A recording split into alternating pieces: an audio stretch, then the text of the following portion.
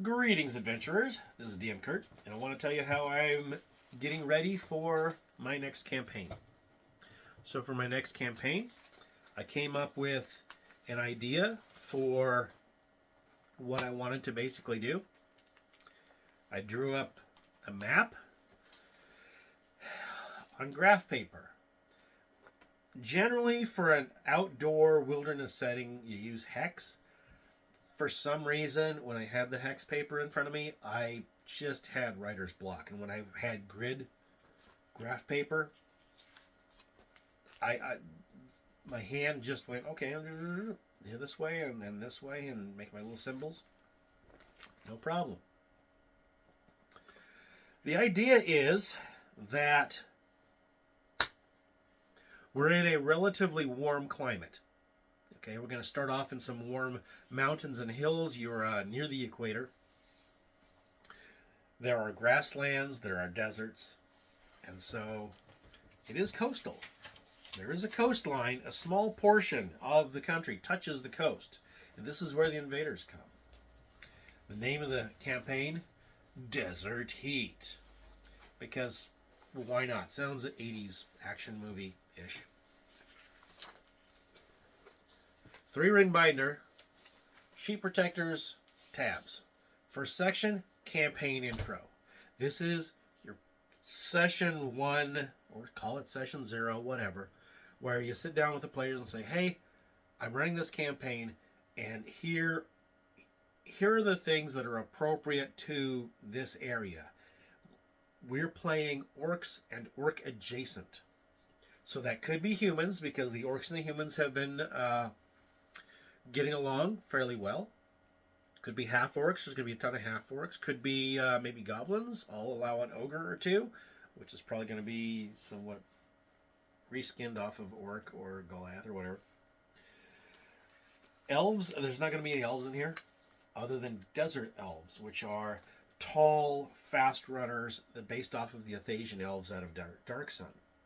They generally stick to themselves, but I'll allow one or two to have migrated over to the mountains. Character classes. Most of the character classes are going to be allowed. That makes sense. We're not going to have paladins, and we're not going to have anything that requires literacy because you're orcs. No wizards in here. If you want to be a human wizard that has kind of decided to be the hermit that lives out in the outlands, allow one. Sure, why not? Here are the languages that are spoken. I'm not going to bother having a goblin language because the goblins and the orcs would probably speak the same language. Not playing hobgoblins because 40 years ago, the hobgoblins invaded. They were driven back because they made the foolish choice of antagonizing both the orc tribes in the mountains and the city dwellers in the cities, the humans that lived over there. And both forces drove them out. While both forces drove out the hobgoblins, they got a little mutual respect for each other and their different styles of fighting. And hey, we worked together. We got a common foe out of the way. That's awesome. Thanks for the help, guys. Next section is where I explain sort of the factions that are in play. For example, the desert elves, they're nomads out in the desert, and they're generally bandits.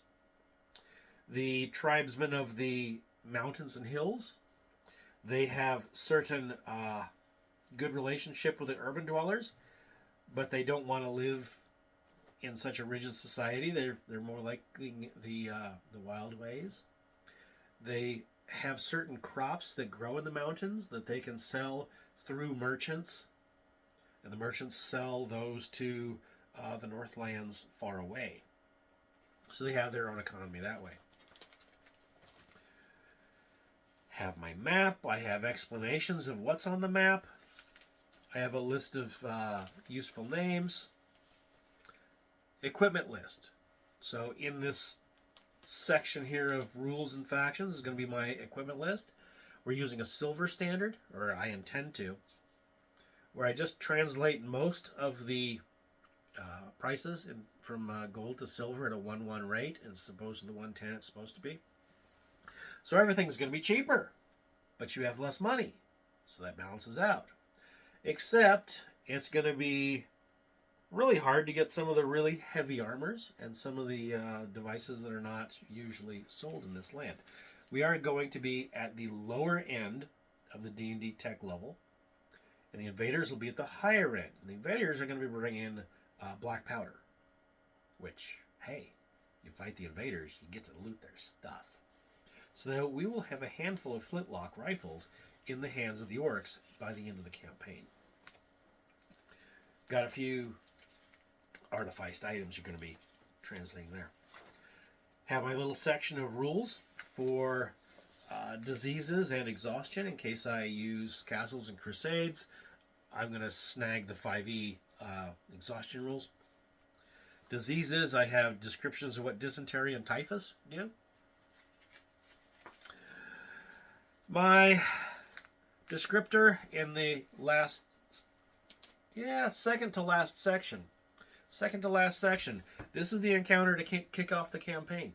And how it is described. Your tribe sent you with a load of silphium, about this much worth, to meet at a small village to sell it to a certain merchant named Redcoat Johnny, who will take it to the coast. That's your goal. You got to go from point A to point B to do business C with NPC D. How the encounter goes. Okay. How the encounter starts. How it goes is up to the PCs and their dice rolls and choices. I have a descriptor of the invading army. I have rules for the invading army's custom gear and their stat blocks. And in the back, the final section is a list of random encounter charts that are going to be made custom to this.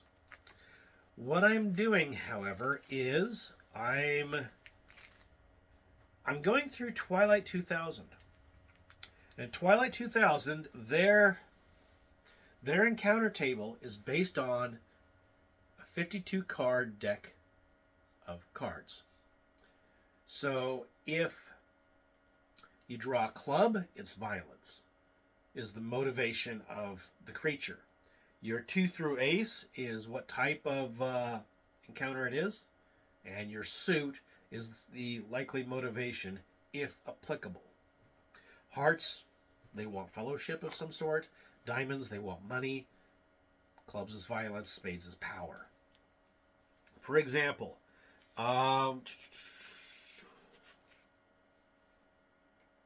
diamonds, 7. 7 is refugees, and what they want is food and protection. They want something from you.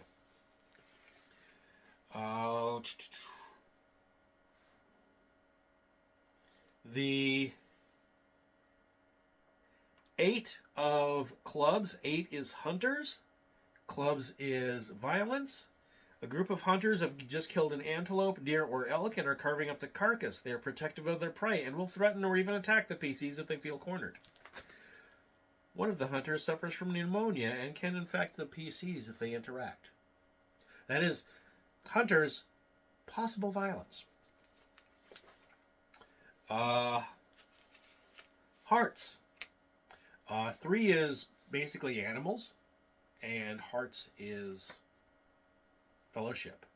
3 of hearts, human's best friend. A wild dog starts following the PCs. If they attack it, it'll run off, but come back later. If they treat the dog well, charisma or animal handling, it'll become their loyal companion. So you have different types of things. 2, unfortunately, is 2 is just going to be sandstorms, forest fires, or beautiful weather, and weather doesn't have motivation. But that's kind of what I'm running with for a encounter table. Am I over preparing? Maybe. I mean, I don't know.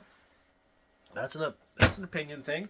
With my other Castles and Crusades little one-shot thing, I used the 3-ring binder. I was prepared. Thought I'd share.